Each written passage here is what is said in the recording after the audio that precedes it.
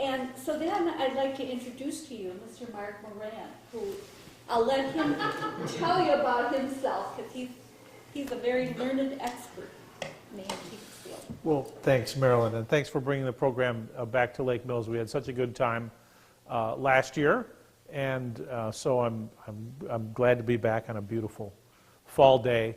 I like to begin every program by saying that your access to me and the information that I can share doesn't end when the program ends. You can take one of my cards. There's a stack of them here on the table, and you can go to my website, he said, pulling up his website. Where am I? There I am. And see my endless calendar of travels all over the Midwest. Today, if it's Saturday, this must be Lake Mills. Tomorrow I will be in, where am I tomorrow? Pittsville. I'm doing my second program there. Then New Richmond, Woodville, Zion, Illinois, and Fox Lake, Illinois, Plum City, and Plainview, Minnesota. So, and that's, you know, kind of the, you know, a typical month for me. These programs have just been wildly popular all over the Midwest. I just booked my 127th program just for this year. So I think one of the reasons that the program has been so popular is that people like the fact that this is not a shopping trip for me. I never offer to buy or sell on a commission at any of these programs, so I think people like that. They know that I'm not looking to pick up a bargain and turn around and sell it and make money on it. There's nothing wrong with that. That's what an antique dealer does. I'm not an antique dealer. I am an appraiser only. These events that I do for libraries and historical societies and senior communities and you know, all over the Midwest, and the home visits are all that I do. So for people with big things or fragile things or a lot of things, the house call option has been a very popular one. I have one here in town, actually in Azatlan. Is that right? Okay. Right after the program today. So if a home visit, it seems like everyone's got more stuff and more questions about their stuff. So if a home visit is something that you would like to explore, we can talk about it during the break today, or again, you can take one of my cards and send me an email and follow up. I do these programs 7 days a week, all year round. So we were talking a little earlier about Antiques Roadshow. I am on Antiques Roadshow. I was on the tour last summer. I was in Chicago last July and in Charleston, West Virginia last August, a year ago. So you'll see me one of these Monday nights. All the new programs that are airing now, we shot last summer, and the 2015 tour was 6 cities this year, and those will begin airing in January when the new season begins, their 20th anniversary of the American version of the show. This summer they were in Tucson and Spokane and Omaha and Cleveland and Little Rock and Charleston, South Carolina. I can't believe I remembered all that. And they invited me back on the tour, but unfortunately all of those dates this year I was busy doing this, so I wasn't able to join them on the 2015 tour. I love doing Antiques Roadshow. I love being part of that gang, but as you may know, we don't get paid to be on Antiques Roadshow, and we have to pay all our own travel expenses. So what do we get? We get the visibility and credibility of being associated with a great program. Not a day goes by that I don't get a phone call or an email as a result of being listed on their website. And people call me from all over the country, all over the world, actually. So you know that there's a lot of people visiting PBS and WGBH and the Roadshow website specifically. And we get to be on TV, so that's fun. We'll talk more about Roadshow during the program today. No matter how many of these events I do, one more thing, people often ask how I got started in this crazy business. I began, like many of you, as a collector back in the 1970s. In the 1980s, I became a part-time antique dealer. My full-time job was I was a newspaperman for 30 years for newspapers in Minnesota and Wisconsin.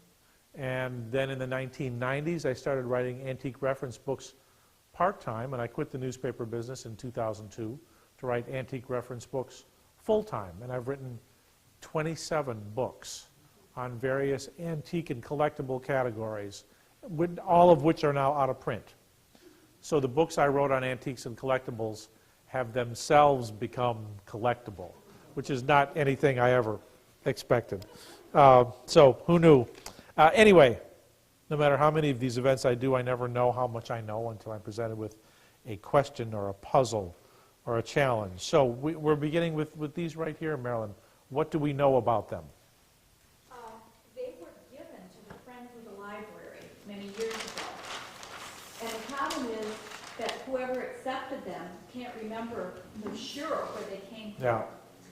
But she thinks that they were given by Beth Henderson Sonnenborn, who is deceased.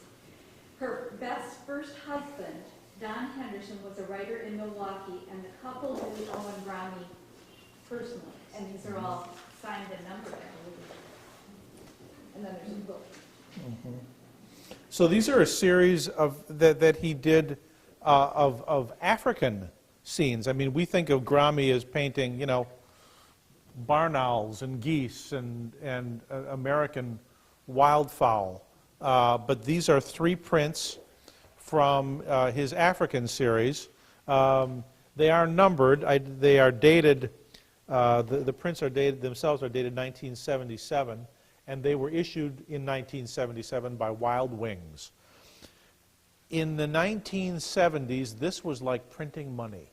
They could not produce enough of these to meet the demand. The market for them was just huge. And as you can see, this one was framed in the 1970s, and you can tell that because of this toning, that this is called matte burn, that happens. You see how it's toned around the edge? That's the sign that the mat that was used to frame this was acidic. It was not archival. So in the 1970s and even into the 80s, the market for wildlife art was just gigantic, and then it all went away. It all collapsed because they just kept, you know, they called these limited editions, but really it was only limited by until the printing press broke down. So today, even signed Gromme prints are bringing at most $100 each. I would guess for these, which have clearly been mounted and then removed from framing, half that, maybe $50 each.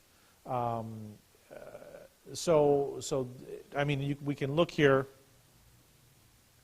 This is one of the databases that I use a lot. It's called liveauctioneers.com. This is a free website. Anyone can use it. You just have to register. But if you look here under Owen Gromme, it comes back with 52 auction results, and most of these are, again, photomechanical prints like these. Here's one, Quail Foundation, 1983, $25. Here's another one, Owen Gromme, of a woodcock in a thicket, $50. That was 2 years ago. 25, 110. That's a lot of money. 30, 40, 25, 55, 60. Is an original Owen Gromme painting, 6,000. If you can find an original of his work, you should invest in it. There's a papier-mâché goose that he created, also $6,000. If you have not been there, you should go to the Lee Yawkey Woodson Art Center up in Wausau. They have a whole new wing devoted to Gromme's work. It's beautiful, and it's a thrill to see his original paintings all hanging together. They've even reproduced his studio up there. So here are 13 miscellaneous prints, including some Grommes, at $850 for all of them. So tough market that was once very healthy in the 1970s. So not so much today. And then We have Judy Severson, original quilt prints. So these are textured, embossed prints. The Print Store, permanent collection, in the Cannery, Leavenworth, San Francisco. San Francisco. So what, is this another donation? Okay. I confess I've never heard of Judy Severson, so I don't know what the market for her works is.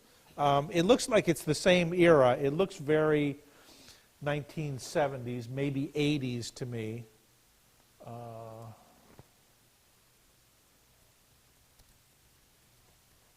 This is a really good website for all kinds of artwork, and nothing on her. So Judy's work has not really passed into the secondary market yet. Very nice, though. You know, sometimes on, pardon? Apparently at one time they had several of those. Okay. Sometimes. Actually, B. Severs instead of Severson. There was a B. Severs that lived in Lake Mills a long time ago. No, it's Judy Severson. She has no connection to Lake Mills as far as I know. Sometimes on Antiques Roadshow we talk in code. And one of the code phrases that we use is, well, it has decorative value. So, decorative value only on that one. Thanks for bringing them. All right, Virgil. Yep. Sicer. I got a chair. Then bring it on up here. Unless you need help, unless you can't. Oh, let's put it right up here. That's that's a good looking chair. Yeah, it is. That'll get the job done. What do we know about this chair? I bought it at the county fix, and it happened to be a piece that I just really liked, and getting rid of all the old stuff. And so I bought 2 stools like that, and another one that's round like that. It's got to be marked in some way. There's an emblem in the front. Okay. Yule Steel, UHL Furniture Company. Toledo, does it say? It's just, you know, it's so beautifully designed. In an industrial design is a big category today. Is that one of the reasons that it appealed to you? Well, I worked in Jefferson County for 4 years, and I just loved it. Yeah. It looks comfortable too. Yeah. And I just thought, gee, look at this stuff. I didn't even think. It's got this interesting, it looks like a jack. I think it is. Yeah, so if you pull that up, then you can raise the seat. There we go. Yeah, very nice. Good design makes people feel good. And when you look at something like this, that's beautifully and proportionally designed, it's not only functional, but it's attractive and lovely. So here we have a Yule Steel Furniture, Toledo, Ohio. Interesting. I wonder. It's a Yule stool. Let's see what happens.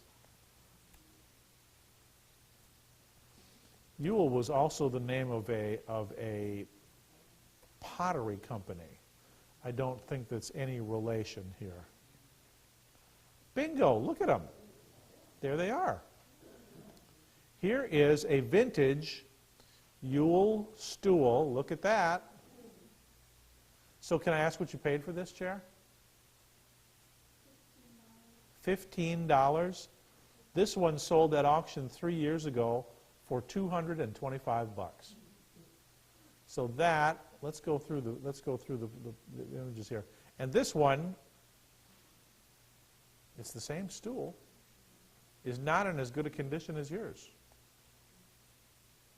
The supports on the foot ring down here are a little bit different. There's a pair of them for $500. There's a whole, wow, look at the desk. Let's open this one up. Look at the desk. How cool is that? That looks like an ice cream chair. That's a traveling secretary's desk. Very cool. Or clerk's desk with chair. That sold for $150 7 years ago. So I think you have a good eye, as we say in the antiques trade, for pieces like this. You know, no amount of money can buy good taste. You even have it or you don't. I mean, look at Donald Trump. You know. So whatever it is you're doing, keep it up. Okay. Thank you. You're welcome. That was fun. No problem. Oh, it's got to be 1930s, I would say. Good question. Good. That was fun.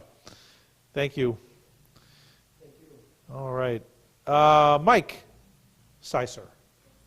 Oh, Another piece, but this is a family piece, okay. and I'm not sure that it's worth anything at all, but I've always wanted to know. Good. And so and I think it's very ugly as it stands, but Well, you know, as an appraiser, I have to see a lot of ugly vases, but I never say they're ugly. I always say, well, gosh, that's making a statement, you know. And you never want to say what statement it's making.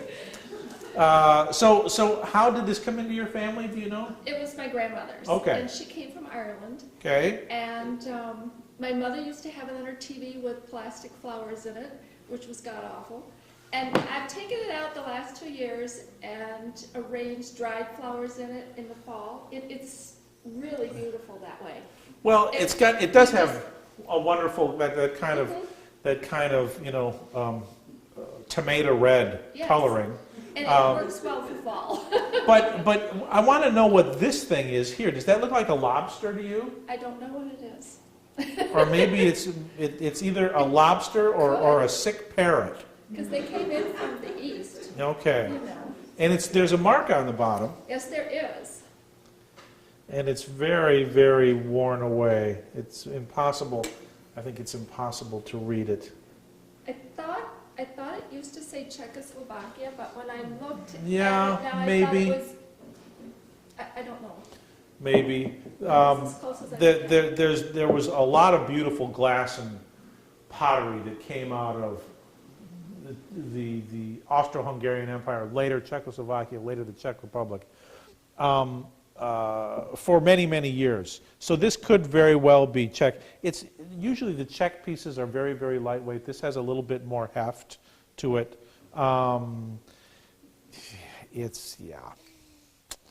It would be, if you saw this in an antique shop today, it would probably be priced around $30.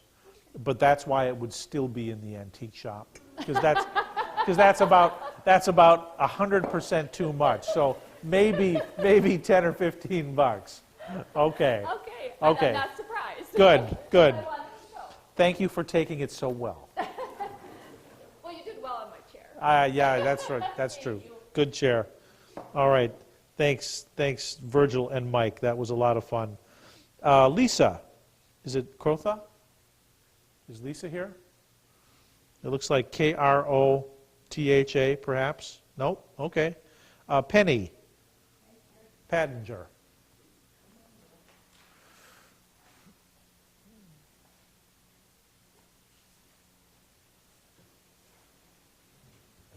Hi.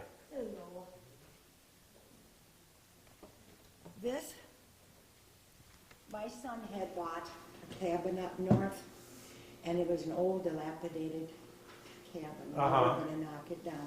Well, in one of the bedrooms, this picture was hanging on the wall. You wouldn't believe the number of times people bring in pieces with that same basic. We bought an old house, and the previous owners left it behind, and so and this was in a Yes, cabin. Yes. Yeah.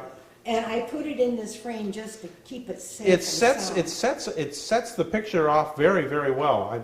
The framing is really simple, clean, for a very colorful picture. It was. It says it was painted by Mozelle. I have looked up on the internet. But the thing of it is, it's on that old school paper. It's on that old school paper. Right. And if you look at it closely, I want to see if you can see this too. Look at it under a magnifying glass, and can you see the dot matrix? Just right where I'm shining it. Yes. You can see the fine Yes, dot I matrix? can. Okay. Yes, I can. That is the hallmark of what's called a photomechanical print. So it's a picture Okay. of a picture. So they took the original watercolor by an artist named Mozelle, and it looks like M-O-Z-E-L. It's Mozelle Thompson. His first name is Mozelle. Really? Thompson is his last. Really, I wonder if he painted black subject matter. Although I mean, you've got the children there getting their treats, and you've got the other children getting the apples from the Mozelle Thompson. Not a name that I've His heard. middle name is Wilmot. Okay, you've done some research Yeah. on this. Okay. Well, let's see what comes up for Mozelle Thompson.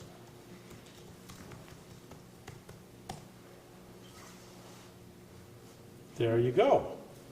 Mozelle, okay, LLE, 1926 to 1969. My goodness, he died young.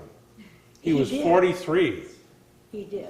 He was, good heavens. So these are examples of, so, I mean, here's an African figure, original watercolor, $450. He was an illustrator, I Okay. believe. Here's another one, a ballerina, $200. Here are some drawings he did that sold 4 years ago. You know, kind of, you know, colorful, cartoonish, just like this. $2,000, $1,000 each is what they sold for. All right. So if we had an original drawing or painting by Mozelle Thompson, that would be, you know, that would be worth some money. As a photomechanical print, as a picture of a picture, it's kind of in this category here. Here is a, you know, kind of a gypsy, or is it, yeah, no, it's Spanish, yeah, kind of Spanish dancers. Looks like 1960s, $10. Ah, that's too bad. That's where we are here, That's in too that level. So if it was an original though, But you can't really tell that just by looking at it. You have to look at it through a... you do, and I urge people who go to auctions and flea markets and rummage sales Look at that to have, again. go ahead. I To see make it. sure that there's a dot pattern there. Can you see it? Yes, I sure can. Yep. Well, I learned something. There you go. Thank you. You're welcome. Thanks for coming. You betcha. Okay. Thank you, Penny. Bill Hudson.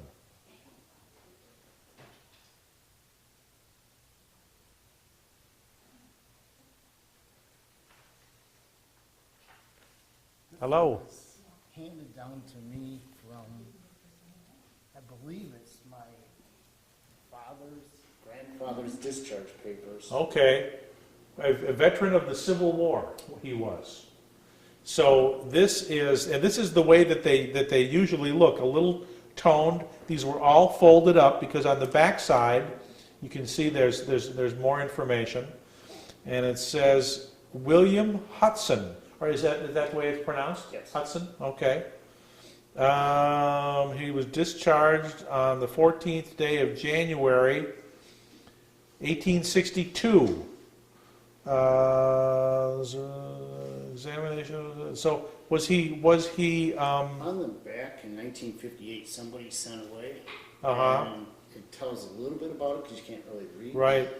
His term of service expired, so he fought in the Civil War and lived to tell about it. Was he in the 1st Wisconsin? Or Didn't say. It said that he was in the Battle of Bear Run or the something. first like the that. 1st Wisconsin was the most decimated of any regiment that fought in the Civil War. They fought in many big battles, and they took terrible losses, both from fire, from attacks, from battle, and also from disease.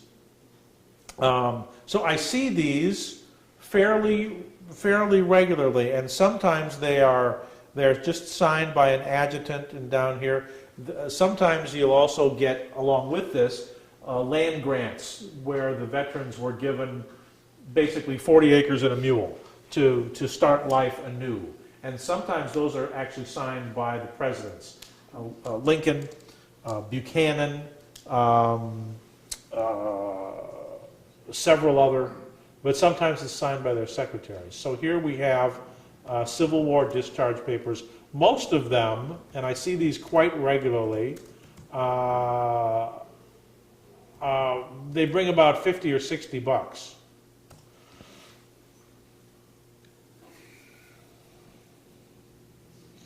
And there they are. There's a pair of them. As you can see, they are all identical. They all have the eagle, and it all begins "to whom it may concern" around the top there. So, again, the pair of these sold for $110, so 55 bucks exactly. It wasn't value I was looking at, it's more like historical. Yes, and if this is something that you want to preserve as a record of your relative service, take it to a good framer, make sure they use all archival materials. It could be carefully dry mounted, but you've got it in this plastic sleeve, which is a perfect way to take care of it. Okay. Thank you. You're welcome. Thanks for coming. Cynthia Smith.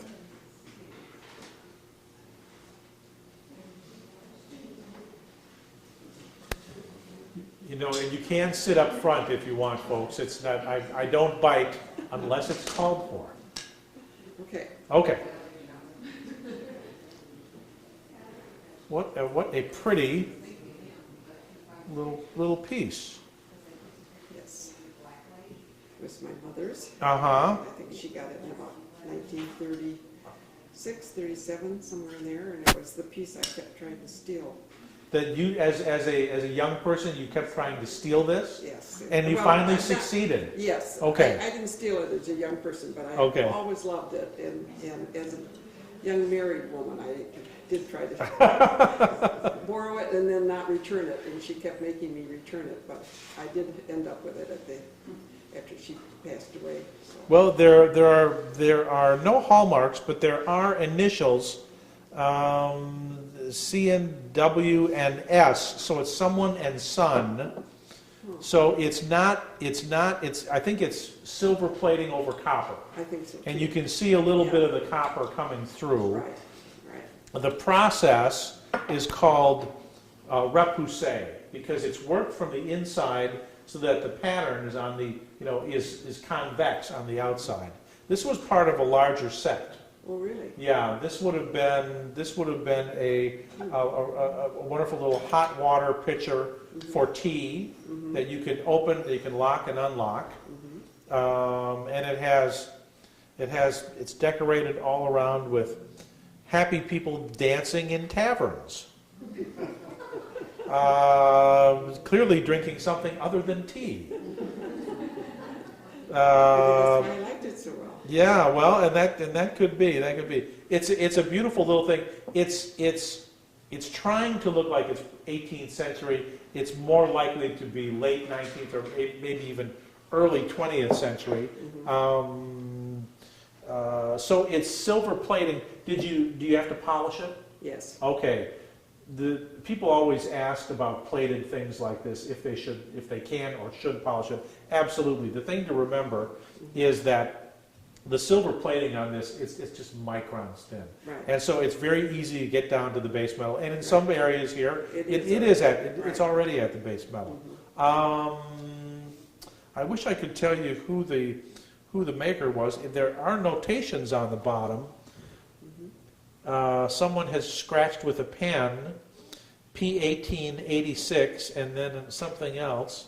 So I wonder if could this have been pawned at some time? Well, I don't think so. I think it came from England or Ireland, actually. I Yeah. think a relative of mine that traveled to Ireland to import linens brought it back to my mother. I love the little wicker handle, which would keep it, So it doesn't get too hot, right? right. Yeah, keep the heat from transferring to the handle.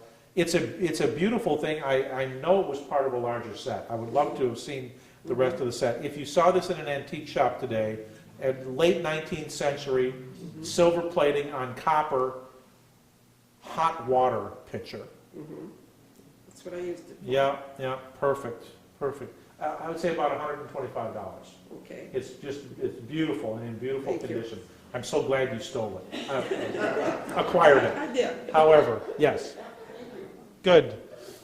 Thanks, Cynthia. Margaret Nelson. Is Margaret here? Nope. Okay. Let's see. Is it Vogel, Emmy? Was it? Oh, you're Margaret. Yes. Oh, I'm sorry. I didn't know you were here. I'm blathering on. I did. Yeah. Okay. I know these aren't, you know, I Okay. know they're not real valuable, Okay. but I wanted to ask you this, but you Sure. didn't have to publish this book, did you?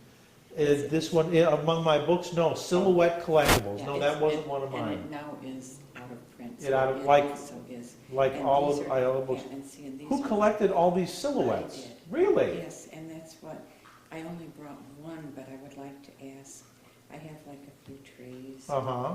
And when I started out, I used to collect a silhouette in a silhouette Right? on the wall, you know, Yep. like there was one. Yeah. And then it just mushroomed and I just started. And then when people know that you collect them, they buy them for you, And- right? Exactly. Yes. And Yeah. then they would say, I picked this up and it only cost blah, blah, blah. Yeah. And then Okay. I'd see it falling over the, these are Smith Fredericks, and I really would have liked to have brought one of those to find out who he was. Uh-huh. This is my favorite. So now this one here, and typically they have courting couples, like this one, This is a part of a set. right? too. Right? So the most valuable examples of these are the ones that are real cut paper.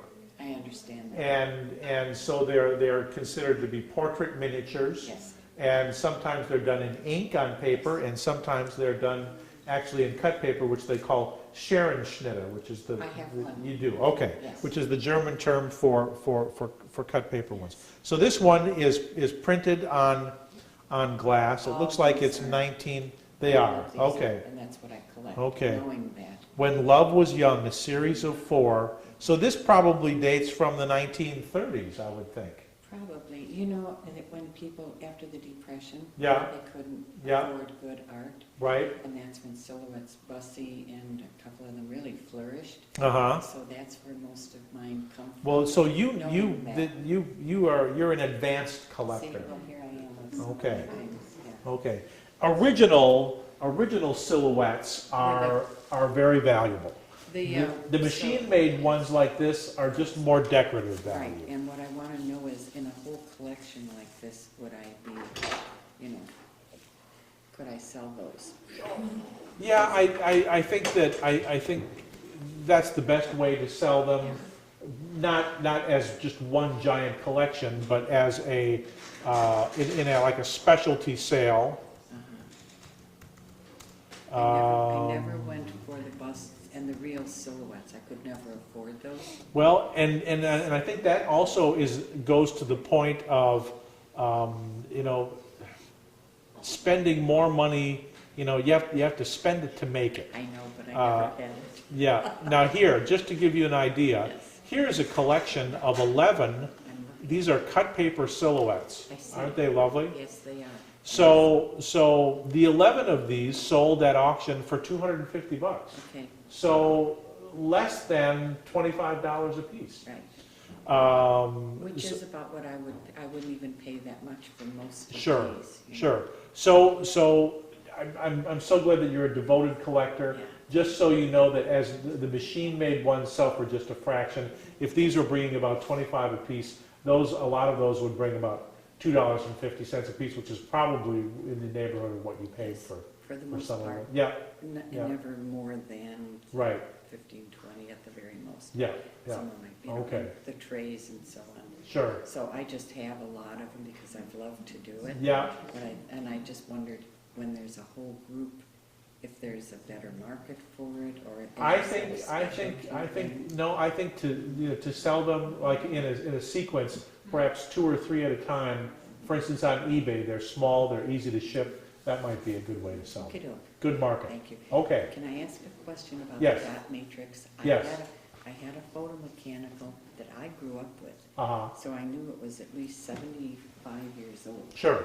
And I didn't know how far back the photomechanicals go. The photomechanical prints really started in the late 19th century, so a lot of them are, could be at most about 120 years old. Okay. Okay. And I didn't keep it when I learned it wasn't valuable. Okay, I donated it to St. Vinny's. good. So, and then I started having second thoughts, and I thought, I'm gonna ask this man about it. I think everyone has donated something to St. Vincent de Paul and then said, oops, what did I do? But no, that's okay. It all goes to a good cause. Good. Okay, okay. Thanks, Margaret. Okay, and again, Vogel, is it Emma?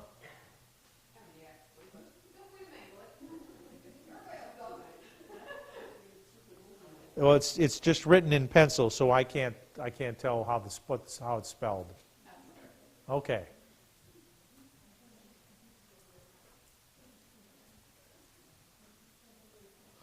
Oof, what a nice. It's cast iron of 3 horses galloping in a field. It's a really interesting plate. It's trying to look very, very old, but I don't think it's footed, so it could hang or it could set on a table. It's got these little feet on it. It's got a 60. Someone wrote 65. And there's something very, very soft in the background. Well, first tell me how you got this. I believe I found it at the Columbus Antique Mall several years ago. Okay. I bought it because I thought it was absolutely fascinating. Yeah. I think there was a mark of, it's a very, very soft mark. It's unfortunately illegible. It's cast iron, but it has a simulated verdigris patina, which I think is really, really attractive. Probably 1950s, I would say, maybe even 1960s. But it's clearly was designed to hang somehow, yeah. Oh, I see. You could hang it. You could hang it. Run a cord that way, and that foot does not have a hole in it. So, yeah, yeah. I like it a lot. I just wish I knew more of its history. But it's clearly a cast iron tray with horses or plaque. Maybe plaque would be a more appropriate term, since it was clearly meant to be hung. Let's see here. I don't hang it, I keep it on a plate stand. I'm sorry, what? So I don't hang it, I keep it on a plate stand. Oh, okay. I figure it's safer that way. If it decides to let go of the wall, it won't Right. That could hurt someone's toe if Yeah. if it fell. not to mention the floor. Yeah, yeah. That first one that we looked at there, that was pretty close. Let's see if there are any more here. See, these are really early trays here. Okay. Copper clad, $2.50. One sold for $2.50, one for $4.25. Something like this. This whole lot sold for $50. And these two were offered. Trying to look older, didn't sell. This one, like a little fireplace, $90. I would say, if you wanted to sell this today, I think $50 would be a fair price for it. It's a beautiful, beautiful piece. I wish I knew who made it. Yeah, so I've always been curious about it ever since I bought it. It was like, what is this? Yeah. It's so neat. Yeah, it's very neat. But there's more of them out there that was made in a mold. So, Well, I figured it was a mold cast Yeah, piece. right. I figured that. I figured Right. cast iron. so But, there's more of them out there. okay. So about 50, huh? Yep. Okay. Okay. Thank you, sir. Thanks. Gene Vogel. Oh, do you have some water, Marilyn? No, thanks.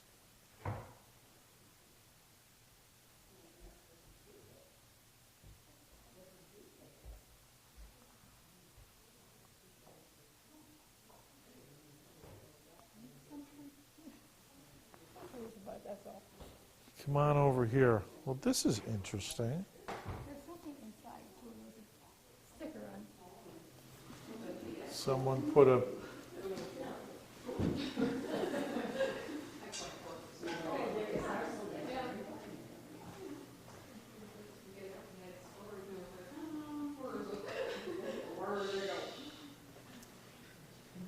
Thank you.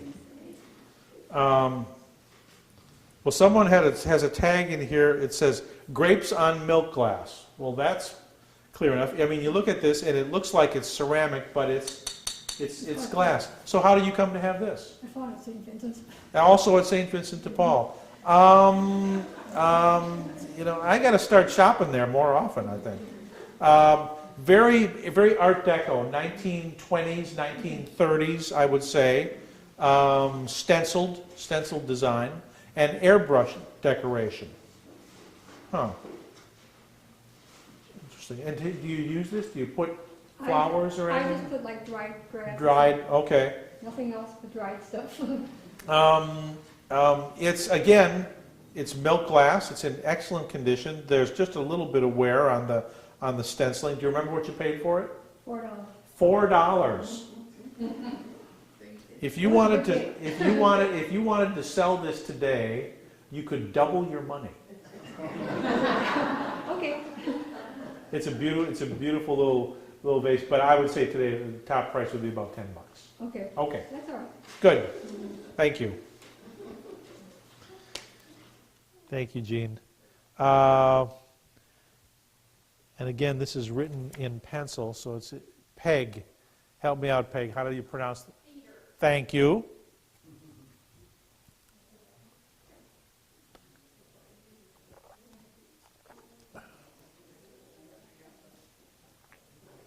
Thank you for the water. So if anyone on the waiting list, we've had a no-show. Is there anyone on the waiting list who we can get in the first hour here? Okay. Okay, good. Let's hold it up so that everyone can see it. You're doing a great job. I'm going to walk around the front. My goodness.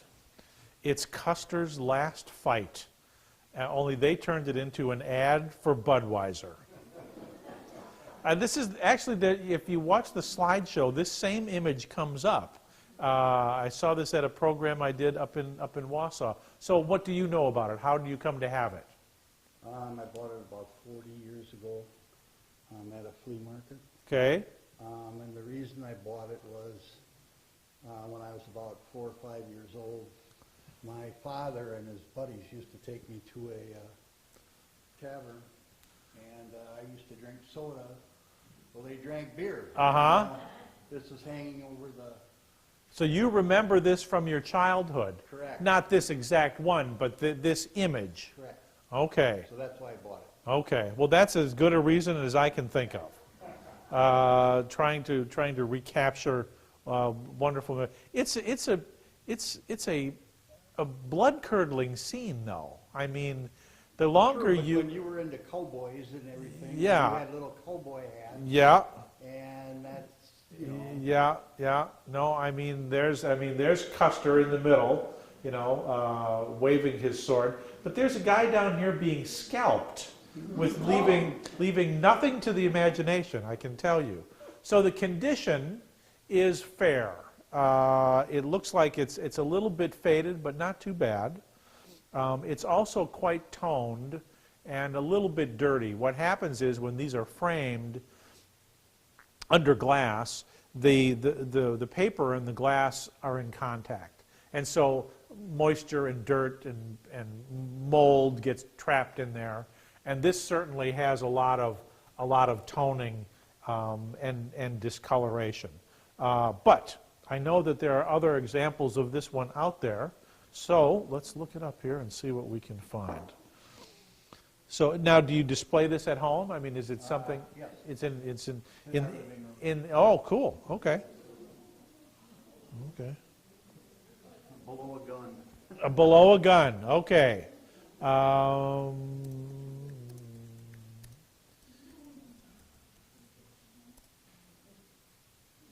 This came in several sizes. There it is. Now, some of these are self-framed. Some of these are done on metal. Some of these are done on paper. Now, here's one, the poster. This Dan Morphy out in Denver, Pennsylvania sold this one. So this is the same image, same text, same everything. I just want to see the size of this thing. It doesn't have Anheuser. Does it have Anheuser on it? Oh yeah, right there, Anheuser-Busch. Yeah. 36 by 47, so 36 tall, 47 wide. That's the size of this one. It's sold,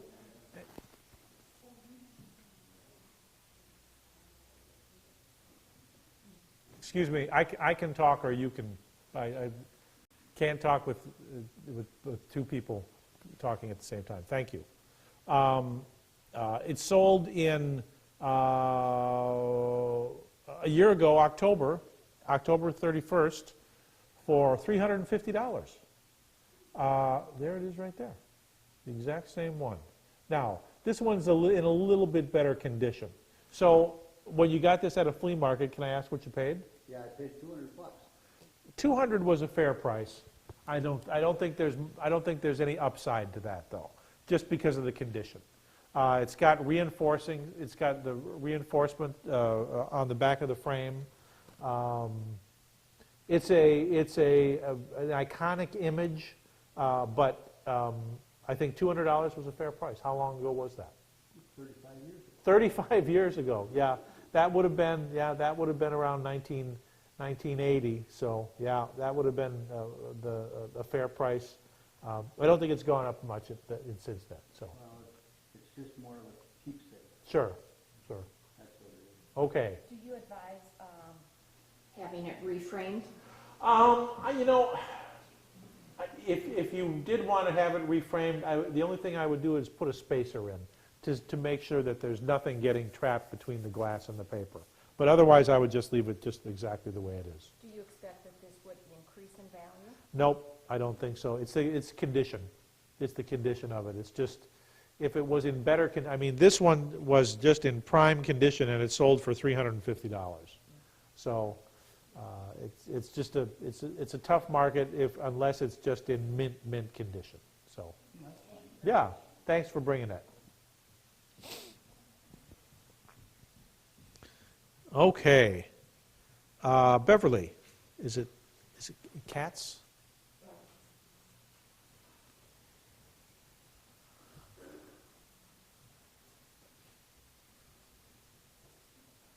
Hello. Hello there. Hello. What'd you bring me? Mickey and Minnie Mouse. Okay. They're 51 years old. Wow. And the lady who made them did not ask Walt Disney to make them. Uh-huh. And she had to try the things to make them in. Sure. The mold. So these were Mickey and Minnie made in a mold in the 1960s, right? Yes. So was this a kit that you could order and then decorate? No. No? She had a kiln and she'd fire them. Okay. And she had to get rid of the mold that they made. Right. And she also got fined from Walt Disney. Because she was making them without being licensed. Right. They were an unlicensed Mickey and Minnie. So I just wonder what they're worth. Well, there were a lot of knockoffs of Walt Disney pieces that have been made over the years. And so how did they come to Walt Disney's attention? Do you know? She wrote to him, told him she made them. Okay, and he wrote her back and sued her. No good deed goes unpunished, No. I guess. So I asked her if I can buy them. She said, sure. So I paid $25 a piece for them. 25 apiece. You know, I think that was a pretty fair price because as unlicensed, I mean, I think the story is worth more than the pieces. I gave them to my granddaughter. Yeah, I thought, yeah. no, I'm just going to keep them. Hold on, just a minute here.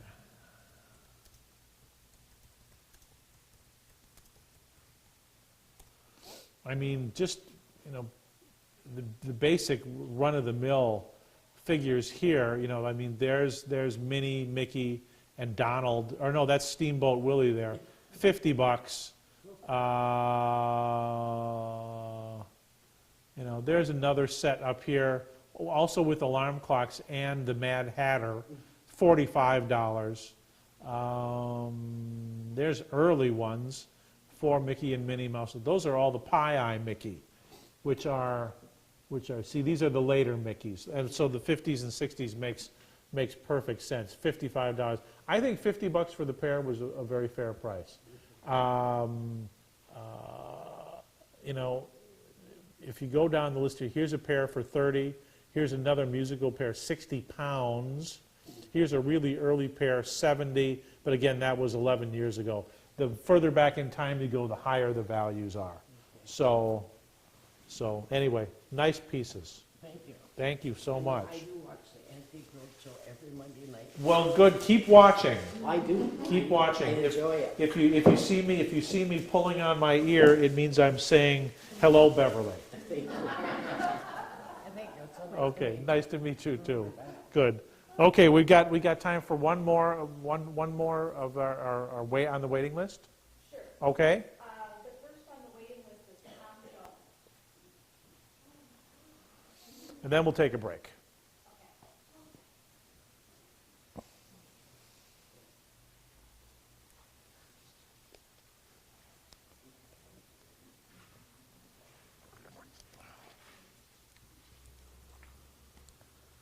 Do you need a hand there?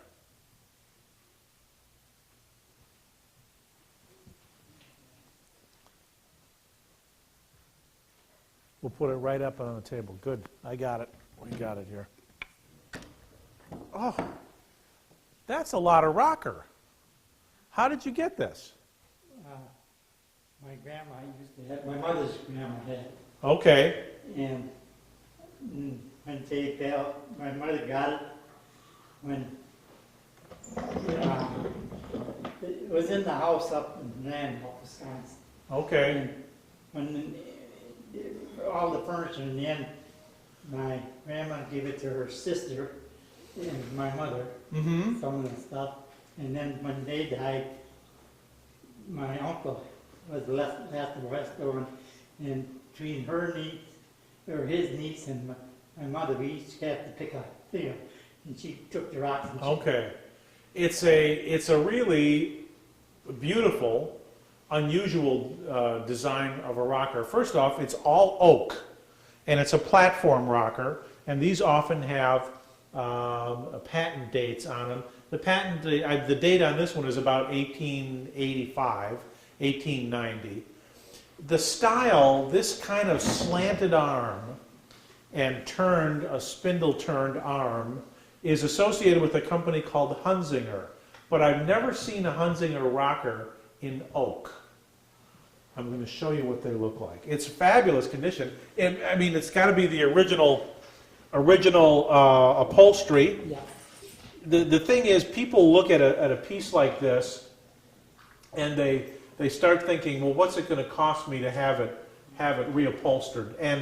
And you really can't factor that into the value of the piece. People say, well, if I have a $200 rocker and I put $300 worth of upholstery into it, is it a $500 rocker? No, it's a $200 rocker with $300 worth of upholstery. So I know it's been in the family for 100 years anyway. Yep, yeah, oh yeah, it's about 130 years old. So Hunzinger is the name, and so we're looking for a platform rocker. And if you look at the design of the arm, that slanted arm, and I'm going to show you here. Hopefully this will come up here in a second.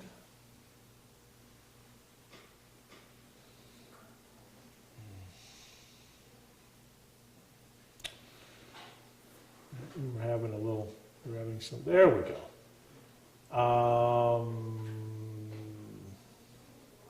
These are all Hunzinger platform rockers. I'm going to open this one up. Because, see that slanted arm right there? Yeah. Exactly like this one, just a little fancier. $80 to $120. Now this one's very, very simple. Yours is a little bit fancier, so let's go back here.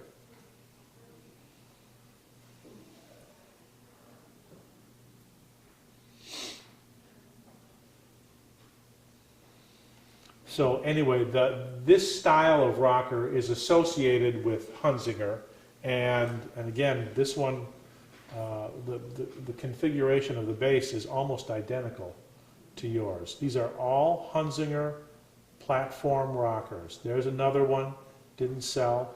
This is the lollipop rocker right there. That looks like that's the most famous of all of the Hunzinger rockers.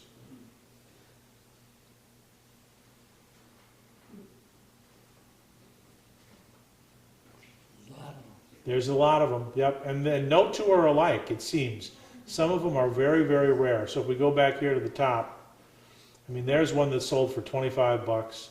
There's another very fancy one, $250, and that was a signed Hunzinger rocker.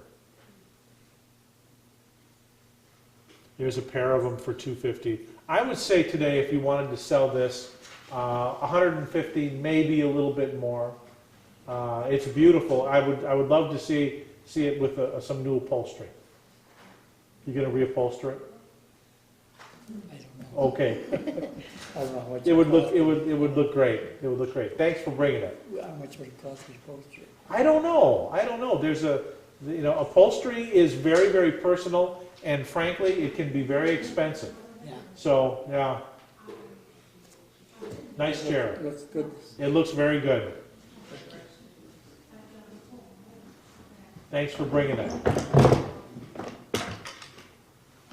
You can handle that thing just fine. Okay, we're going to take about a 5-minute break, and we'll be back with hour 2.